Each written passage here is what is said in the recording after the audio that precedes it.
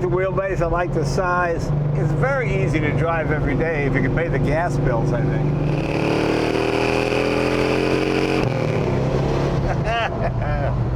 Boy, I like this thing. Just like a big go-kart. Big engine, a lot of horsepower, a lot of torque. It's a fun car for getting on and off at exit ramps. You know, just running errands when you want to lay down some rubber once in a while. Welcome to the episode with Jay Leno's Garage. The car we're featuring today, 1968 Dodge Dart GTS with the 383 and, of course, 4-barrel carburetor on there. This was, well, the car of my youth, actually. I thought these were the coolest things around. People like the Roadrunner and the Super Bee, but why carry all that extra body work around? You know, the longer body, it's heavier, when you can get the same motor in the lighter Dodge Dart. And this is one of those supercars that, I don't say it got overlooked, but it certainly got overshadowed by the Roadrunners and all of those things, you know. This is a car that sort of fit in size-wise with the Firebird and the Camaro and the Mustang. I just like them because they look like sleeper cars, you know, with this big block engine. They made a couple with 440s, but those weren't quite as prevalent. The 340 was a sportier one, and this was the big block, the 383. This car was ordered by a couple, Pauline and John. They were a couple. They walked into a Dodge dealer in Wisconsin. She ordered the Dodge Charger RT for herself, and he ordered this to go street racing with the 4-speed, 355 rear end, no power steering, no power brake, make it as light as possible. What happened was he then got drafted into the service. When their cars came in, they realized with him going in the Army, they couldn't afford 2 cars. And since he was going to Vietnam, they kept his car, the GTS, this one here. They never did get the Charger. Although I understand Pauline is still looking for it. I hope she finds it. As so often happens, kids come along, things. They got divorced. She kept the car all these years. She ran a trucking company, which she still does today. And the car kind of got a little neglected, got a few dings, and they decided to have it professionally restored. And you can see they did a wonderful job. It's 100% stock.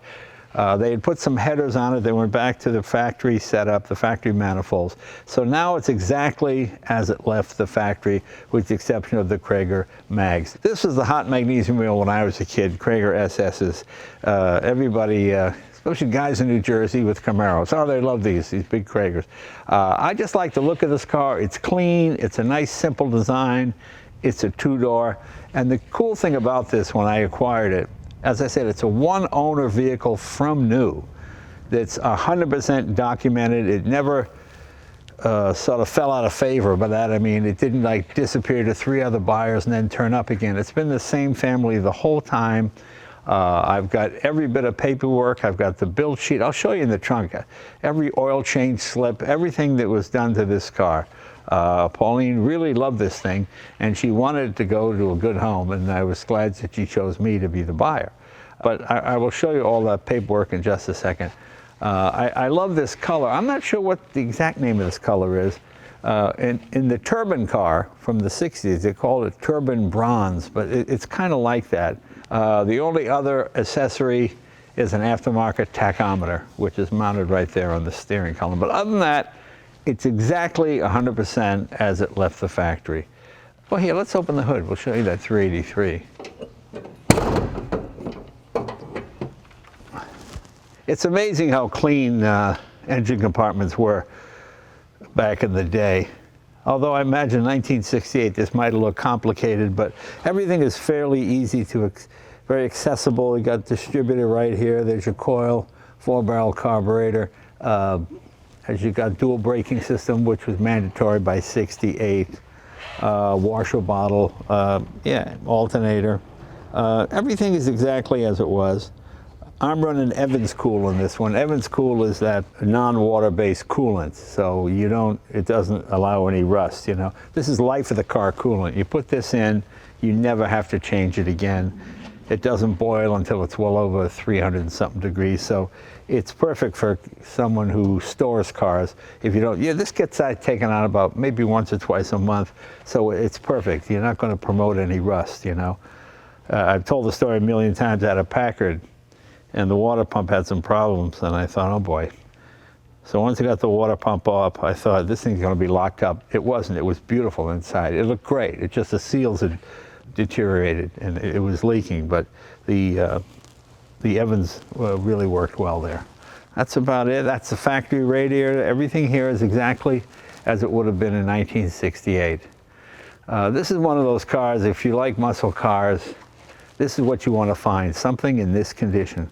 Because most of these were jacked up and just beaten to death, you know, at every stoplight from one McDonald's to the next, guys doing burnouts and everything else. Whereas this one has been nicely maintained. It's got all the original sheet metal.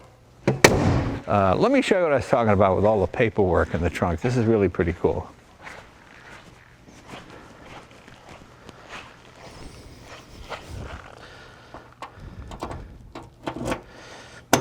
As I said, beautiful restoration. Even the trunk was all done properly.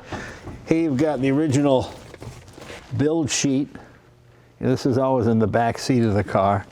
I mean, I'd show you some photographs of the car, but since we don't know who the photographer is, we can't get you know, the rights to the picture, so I'm sorry about that. But there's timing slips, there's a certificate of title. I mean, everything is here. Over the years, every car show, all the trophies it won. Pictures of John at Fort Bragg. There's the other build sheet. There's his son Jason's graduation, 1995. I mean, this is a car that really was a family heirloom. You know, her children have come by the garage here to see the car. I've always told her if I ever decide to sell it, I would sell it back to her again. I'd be more than honored to do that. I just love the fact that they've saved every piece of documentation in here. It's been in all the Mopar magazines. What do we got here? These are all, again, more, you know, just all the factory stuff. Let's see if I got the, as I said, just every piece of documentation necessary. I mean, this is what guys die for, you know, just to find all this kind of, to find a one-owner car, which is exactly what you're looking for, because most of the time you'll find a Dodge Dart from the 60s, it's going to be a slant 6 or a 318 or an automatic transmission. To have a 4-speed with a 355 rear end, and Pauline herself used to race this thing. What else have we got here? Just magazines, all the little cup beer holder. I don't know what that thing is. Well, you get the idea. You know, it's fun to do this because when you find muscle cars now can't hold a candle. I mean, modern muscle cars just blow the doors off. The stuff that was fast back in the day really is not fast anymore. I always tell a story of my friend Tim Allen on the Jay Leno Garage we used to do on our old TV show. We got a 67 GTO tri-power, the whole bit. One of the more powerful cars of the day, and we raced it against a 4-door V6 Altima Nissan, and then Nissan blew its doors off. Tim and I were like, oh man, that's so depressing. But it seemed so fast back in the day. And this is, you'll see it in a minute. It's 3.3, it's got power, it's got torque. It moves out pretty good. I mean, it can't hold a candle to modern Ford GTs. And I mean, I think this is about 3¼ horse, which was huge back in 1968 for a small car like this. First of all, it's not even a small car, but by 1968 standards it was. And you know, compared to Challengers and stuff today with, you know, 800-900 horsepower, this new Demon with 1,000 horsepower, it's crazy. And plus you got no power steering, no power brake, you got drums all the way around, yeah. But there's still a lot of fun to drive. And it's a nice, solid car. It's a car that's easy to work on, easy to maintain. Come on, let's take it for a ride. I'll show you what I'm talking about.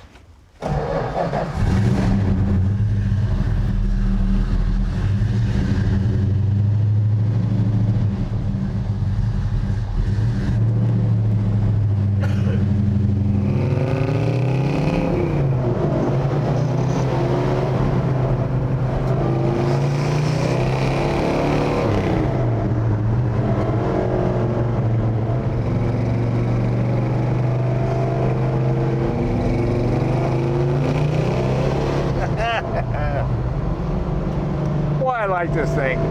Just like a big go-kart. Big engine, a lot of horsepower, a lot of torque, 4-speed transmission.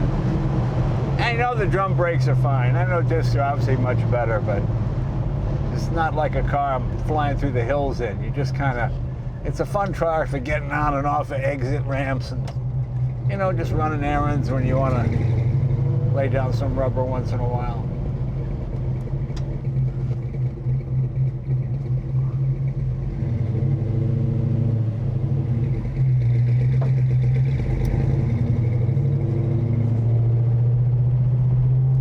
You know, it's a pretty light car. I don't miss the power steering.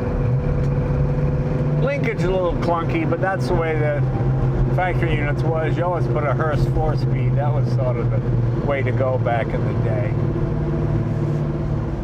But that being said, I just like the nostalgia of, this is exactly what I would have gotten when I graduated from high school.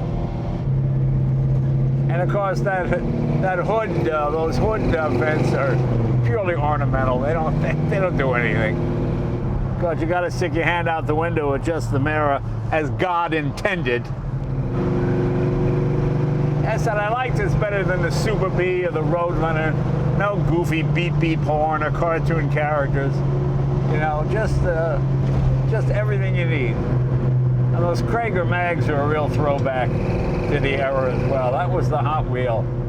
Halibrands are good too, but the Kragers were sort of the ones everybody got. You know, you got an AM radio, that's all you need. Don't have to look at a screen, just reach over, hit some buttons, there you go. I always liked when you bought a regular Chrysler product like a Dodge or a Plymouth, it would say ashtray. When you bought a Imperial, it would say ash receiver. Oh, well, excuse me, la-di-da.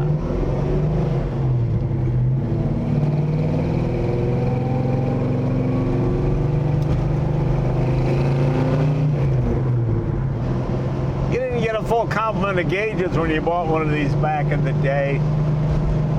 You don't even get an oil pressure gauge. You just got an oil light, though. When you're out of oil, the light would come on. Well, that's very convenient, thank you. I think the seizing of the engine would let me know that rather than the light. Never quite got why they did that. But like I say, all kinds of torque. I forgot to check the build sheet to see how much this cost brand new. I think it was about probably, what, $3,400, something like that. If you wanted to improve your mileage, I suppose you could drop a 5 or a 6-speed Tremec in here, but I don't know, this old Chrysler Rock Crusher is pretty nice.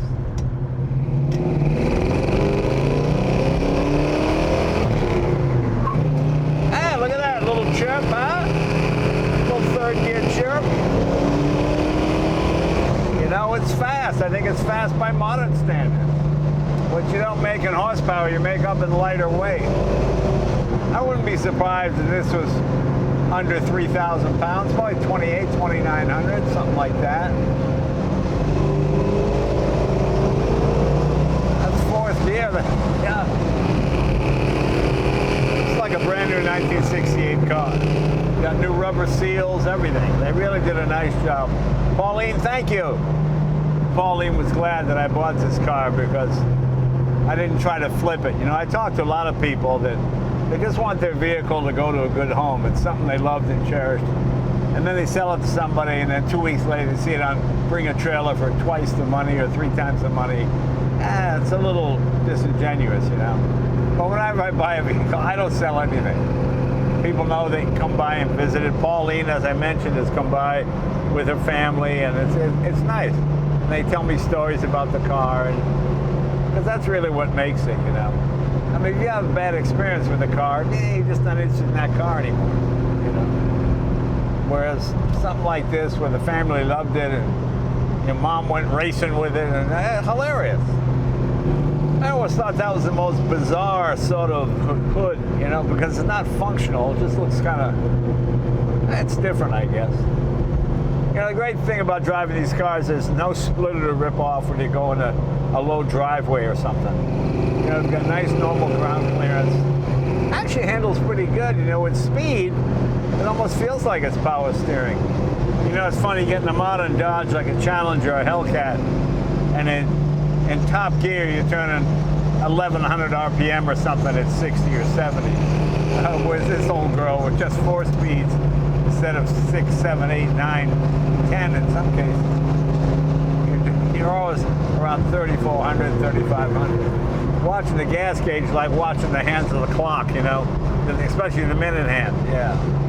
Well, I've got a 66 Hemi Coronet, which feels a little like this, but it's got way more power. That Hemi is a pretty powerful motor. That was the most powerful production engine of its day. And yeah, I think it would blow the doors off of this. This is still quick, but the Hemi was an expensive engine to produce. And by expensive, I mean it was only $5 an engine more, you know. But when you're making, you know, hundreds of thousands of automobiles, $5 is a lot of money. Difference between profit and loss.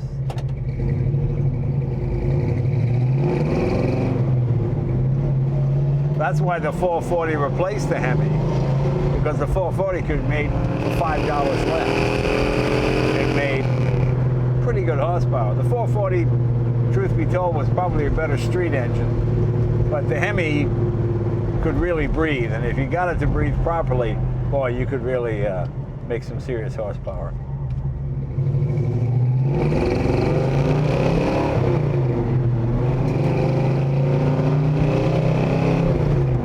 I like the wheelbase, I like the size. It's very easy to drive every day if you can pay the gas bills, I think, yeah, this doesn't get great mileage. Yeah, but one complaint with this car would be the shift linkage. It really is kind of like churning butter a little bit, you know, it's, you're kind of all over the place. But maybe that's just an adjustment, maybe I'm not being fair.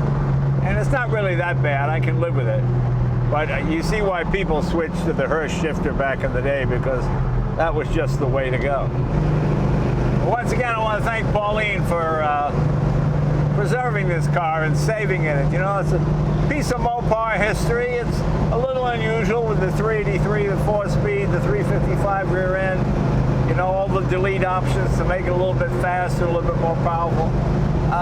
So it's unique, and I like that. And I love that they saved all the paperwork. And I promised her that I would keep the car and I wouldn't flip it, and that's what I've done. I love this thing. It's fun to drive. And Pauline, anytime you and your family are in town, you can come by and check it out. So, all right. Hey, thanks again, and you at home, thanks for watching. I hope you enjoyed this little piece of Mopar history. See you next week.